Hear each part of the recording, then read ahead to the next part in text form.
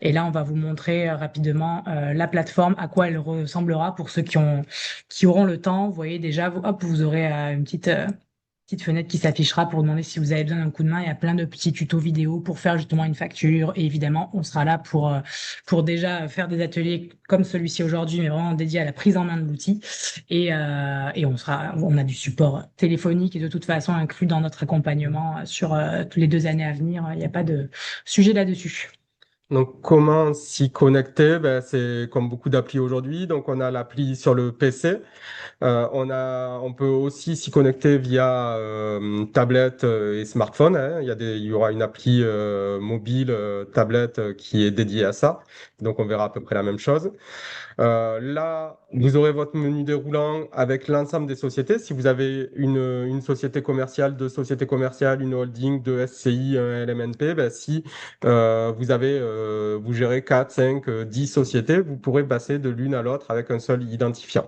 Ce qui est important, c'est que vous aurez un identifiant qui sera votre email et votre mot de passe. Et ben, à ça, on va pouvoir y rajouter tout plein de plateformes. Ensuite, ben, ici, on a un menu, on a quoi? On a la gestion des factures d'achat, les factures de vente, autres documents. Il y a potentiellement des choses que vous n'utiliserez jamais. Par exemple, facture de vente, si aujourd'hui vous nous les envoyez via un outil Sage qu'on récupère un Excel, ben, on continuera à récupérer un Excel. Si vous le gérez depuis notre interface, on ira récupérer comme on faisait aujourd'hui. Enfin, ça ne changera pas, mais le module est présent pour tout le monde. La partie facture d'achat, ben, ça marche comment? Je vous disais, de septembre 26 à septembre 27, on va recevoir des factures électroniques, mais on va quand même continuer à recevoir des factures par email ou par courrier. Et donc là, si je veux importer un fichier, ça m'ouvre ici et ça va m'ouvrir, mais je vais aller dans mes téléchargements et je vais pouvoir déposer ma facture manuellement sur la plateforme. Je disais tout à l'heure, on a l'appli mobile aussi. L'appli mobile, elle va permettre de prendre en photo des petits tickets, des factures pour les transférer aussi sur la plateforme. Et je peux aussi mettre en place un connecteur mail au nom de la plateforme qui va me permettre d'envoyer par email, ben, si je reçois un mail de mon fournisseur Métro, par exemple, avec mon PDF de ma facture dedans, ben, je vais pouvoir faire transférer vers ce mail-là et le PDF remontera automatiquement sur ma plateforme. Donc ça, c'est des options qui sont déjà disponibles et qu'on peut déjà mettre en place pour vous dès maintenant. Ce qui va changer, c'est quoi? C'est cette partie-là, vos actions prioritaires avec les documents à valider. Les documents à valider. Ici, je vais avoir mes factures. Donc, 1er septembre 26, EDF Orange vont m'envoyer leurs factures. Je vais avoir ma facture EDF, la possibilité de l'ouvrir en PDF pour qu'elle soit lue. Et là, j'aurai un bouton accepter ou refuser. J'aurai pareil avec Engie, j'aurai pareil avec plein de fournisseurs qui seront déjà en facturation électronique dès septembre. Et vous Et pourrez la visualiser comme ouais, aujourd'hui. ouais, ouais. Ce sera lisible comme les factures qu'on reçoit aujourd'hui. C'est des factures qui sont lisibles par l'œil humain en PDF, mais c'est aussi des factures qui sont lisibles par des machines via les fichiers qui sont intégrés au PDF. Donc là, on aura ben, potentiellement, vous aurez peut-être que 3 factures en septembre 26. Et puis petit à petit, vous allez passer à 5, à 10, à 15 ou à 20, voire démarrer dès septembre à partir de 15 ou 20 factures si vous avez beaucoup de grandes entreprises avec qui vous travaillez. Ici, vous aurez aussi un onglet commentaires qui va être mis à jour, qui va permettre aussi au cabinet de pouvoir vous laisser des commentaires sur certaines choses. Si par exemple, vous nous mettez ici une facture pro forma, ou vous nous mettez un bon de commande ou un devis et que vous vous êtes trompé sur quelque chose, on pourra vous laisser un commentaire pour venir taguer la facture sur laquelle il y a un problème et qu'il faudrait modifier et mettre à jour. Et puis ensuite, pour finir, ici, je vais avoir quoi? Je vais avoir ben, le récap de mes factures fournisseurs et le récap de mes factures clients.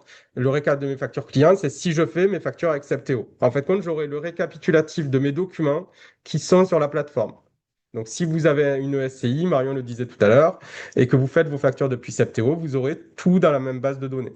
Si vous avez une société commerciale et que votre outil d'émission de facture est une caisse, qui est une caisse et que vous avez une autre plateforme d'émission, et ben, vous n'aurez que les factures fournisseurs sur Septéo.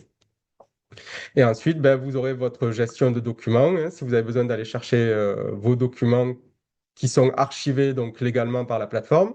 Et puis ensuite, ben, si vous faites vos factures de vente depuis la plateforme, ce qui est relativement simple, c'est qu'on peut mettre en place, si votre loyer il est fixe, par exemple, ben, la partie abonnement. Et donc, la partie abonnement, c'est quoi? C'est je vais dire de telle période à telle période, je veux générer une facture. Par exemple, tous les premiers du mois, avec tel libellé, avec tel article et à tel client. Et donc ensuite, je vais même pouvoir dire que je veux que ma facture, elle s'envoie automatiquement à la plateforme agréée et qu'elle s'envoie automatiquement à mon client.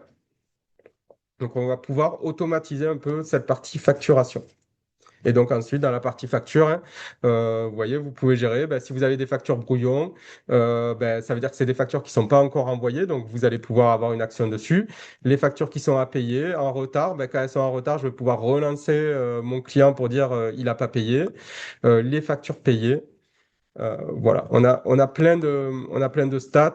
Là, ils sont en train de mettre en place une partie tableau de bord qui permet d'avoir un tableau de bord rapide sur le chiffre d'affaires du mois en cours comparé à celui du mois de l'année précédente. Le cumulé par rapport à N-1. Les devis, si vous voulez savoir combien vous avez de devis qui ont été envoyés. Votre chiffre d'affaires et vos devis ici, sous forme de graphique. Donc voilà à quoi ça va ressembler dans un premier temps.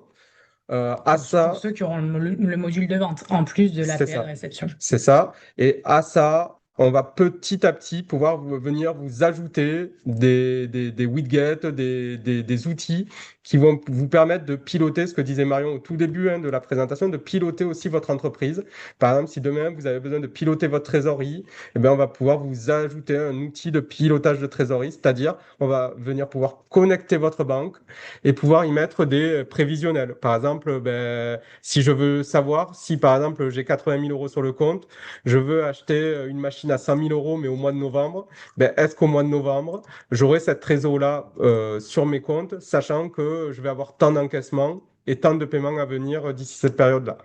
Donc tout ça, c'est des petits trucs qu'on va pouvoir mettre en place une fois qu'on va arriver à automatiser la réception des données.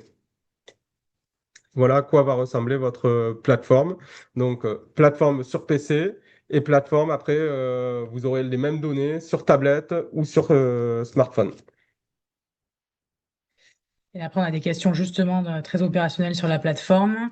Peut-on utiliser Septéo comme logiciel de gestion? Mais en fait, ça va dépendre. Ça va dépendre quand même de votre activité. Si vous êtes une grosse société dans le bâtiment, c'est pas forcément la plus adaptée. Ça reste un logiciel de facturation simple, comme on peut en trouver plein sur le marché. C'est pas forcément après un ERP de gestion. Voilà. Donc ça, après, on peut en discuter. Oui, Vous ça fait pas pouvez de nous la appeler. gestion. Ça va, en fait, compte, ça fait de la facturation, on va dire, de base sur ça va pas chercher des cas particuliers. Donc, si vous avez des situations de travaux, ça va pas le gérer. Mais si vous faites des factures d'acompte, des factures de solde, ça va très bien le gérer. Si vous faites du conseil, ça va très bien le gérer. Mais après, si vous avez besoin de la gestion de stock avec des entrées en stock, des factures de vente qui vont chercher les produits en stock pour les sortir, ça le fera pas. Il faut aller sur des outils qui sont Plus dodu. Mais voilà. après, il y aura la base client, la base article, etc. Hein, tout ça, Oui. ça, il n'y a pas de souci. Pour le tarif Septéo BIC à 20 euros par mois, limité à 1000 factures par mois, plus 20 euros par mois pour entre 1000 et 5000. Mais si on est au-delà, car flux moyen de 1000 factures par mois, combien on est? Ben après, c'est 20 euros tous les packs de 5000, il me Mm. semble. Voilà, donc c'est 40 jusqu'à 5000, puis plus 20 euros pour 10 000, 15 000, 20 000, voilà. Il y a du boulot chez vous. Tarif en réception pour moins de 10 factures par mois, ça fait moins de 120 factures par an. C'est là où on est selon le mode à 10 euros ou 12 euros selon que vous êtes BNC, SCI ou BIC. Donc c'est 10-12 euros par mois. Globalement, les tarifs de cette plateforme, c'est à peu près les mêmes que vous pouvez retrouver un peu partout. Si vous avez regardé un peu Collecto, Penny Lane, parfois il va y avoir des différences. Nous, là, c'est un nombre d'utilisateurs illimité. Souvent, peut-être vous allez avoir 1 ou 2 euros de moins ailleurs, mais il n'y a qu'un seul utilisateur. Voilà, ça se joue à pas grand-chose au niveau des tarifs. Toutes les plateformes se sont mises à peu près dans les mêmes clous. Après, ça va être le volume de factures, parfois qui va un peu différer à 100, 200 factures après. Là, c'est 1200 factures, c'est 1000. Voilà, je vous invite un peu à regarder si vous, avant de signer le mandat pour venir chez nous, hein, si vous avez des questions. Mais globalement, en termes de tarifs, euh, si votre question c'est je suis pas sûr d'aller chez Zteo parce que je trouve ça cher, vous pouvez chercher, hein, mais globalement, c'est les tarifs qui sont un peu les mêmes partout. Donc là, peut-être perdez pas trop de temps si c'est le seul obstacle. Juste un petit point, je vous invite quand même à regarder aussi sur ces plateformes, quand vous regardez en ligne, si les tarifs, c'est des tarifs qui sont engageants ou pas engageants. Donc, est-ce que vous êtes engagé pour, vous n'êtes pas engagé ou est-ce que vous êtes engagé pour 12, 24, voire 36 mois? Je vous invite aussi à regarder si les prix, comment ils vont évoluer. Par exemple, il y a des plateformes, c'est pendant 4 mois, c'est gratuit, et après, c'est 12, 15, 20 euros par mois. Ou c'est, par exemple, c'est moitié prix pendant 3 mois, et après, ça monte. Mais de regarder sur le long terme les conditions générales. C'est quand même un point qui me paraît être important avant de vous positionner. La communication aussi avec votre logiciel de comptabilité. Parce que le but, c'est pas qu'après vous ayez à tout renvoyer ou tout vous ressaisir. Si vous êtes en révision, que vous avez un logiciel de comptabilité chez vous, vraiment, la priorité pour vous, c'est l'interopérabilité avec votre logiciel de compta.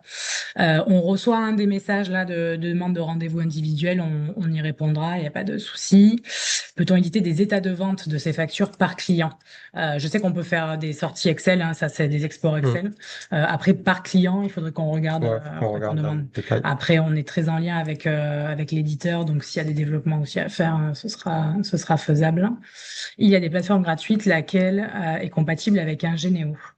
Par contre, ce qu'il ne faut pas regarder sur les sur les plateformes gratuites, c'est pas si elles sont compatibles avec un Généo, c'est si derrière elles seront compatibles pour qu'on puisse récupérer, nous, en tant que cabinet comptable, les données pour les mettre en comptabilité. Puisqu'en fait, quand un Généo, ça sera notre plateforme agréée à nous.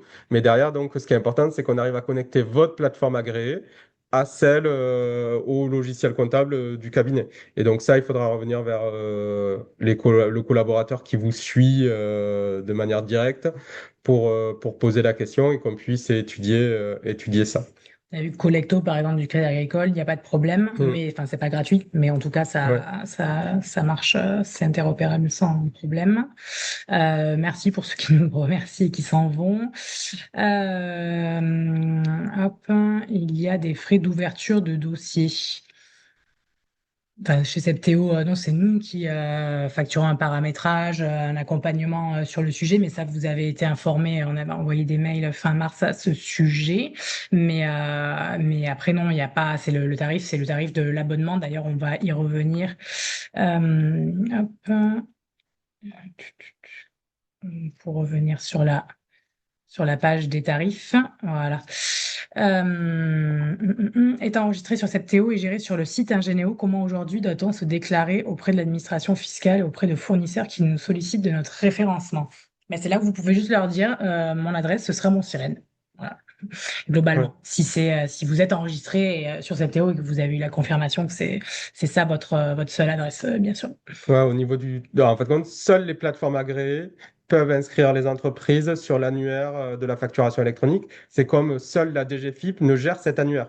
Donc, on ne peut rien faire si, par exemple, votre sirène, malheureusement, il a été oublié par la DGFiP, à part contacter l'administration pour qu'elle réagisse par rapport à ça et qu'elle mette à jour ses fichiers, personne ne peut rien faire. Et donc, vous, c'est pareil, vous ne pouvez pas contacter l'administration fiscale en disant je veux m'inscrire sur telle plateforme agréée. C'est la plateforme agréée qui va inscrire votre entreprise et créer votre adresse sirène ou sirène suffixe si c'est autre chose. Et après, si un jour vous voulez changer de plateforme, votre adresse, ce sera toujours la même, hein, elle vous suivra. Elle n'est pas liée à la plateforme. Voilà. Donc en fait, pour les fournisseurs qui vous facturent tous les mois, si un jour vous changez de plateforme, ils s'en fichent. Il n'y a pas besoin de leur dire. C'est comme si demain vous passez de Orange à SFR, vous ne nous envoyez pas un mail pour vous prévenir que maintenant il faut qu'on vous joigne différemment. Bah, c'est exactement la même chose, hein. C'est juste des tuyaux auxquels on se raccorde finalement. Voilà. Je pense qu'on a fait le tour.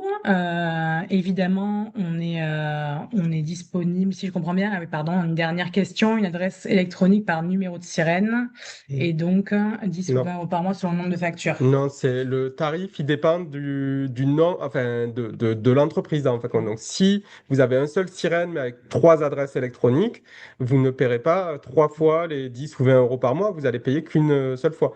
Par contre, si vous avez deux sociétés, par exemple, on disait tout à l'heure, une entreprise individuelle et LMNP, vous avez le même sirène, mais c'est deux entreprises, deux comptabilités différentes. Et donc là, on a deux adresses électroniques qu'on va devoir définir distinctes, mais c'est parce qu'il y a deux entités juridiques différentes. Vous, dans votre cas, si vous avez une seule et même société, vous paierez le tarif par rapport au volume global de vos factures. Donc, si vous avez moins de 1000 factures, c'est 20 euros par mois. Et à partir entre 1000 et 5000, c'est 20 euros supplémentaires. Voilà. En tout cas, Merci. merci beaucoup. On a un peu débordé, mais c'est vrai que tous nos ateliers, en général, on déborde toujours parce qu'il y a beaucoup de questions. On est évidemment, hein, nous, votre collaborateur, votre expert comptable, disponible par téléphone. C'est un gros travail de veille de notre côté depuis bientôt 2 ans, mais voilà, on est là pour vous accompagner, comme on l'a dit. Hein, il y a rien d'extrêmement compliqué, mais en fait, le challenge, ça va être voilà, de tous vous mettre en conformité à la même date. Voilà, donc vous n'hésitez pas si vous avez des questions à revenir vers nous directement. Il y aura nos coordonnées à la fin de la présentation et sinon votre collaborateur aussi qui peut vous répondre. Voilà. Merci à vous. Merci beaucoup. Bonne journée.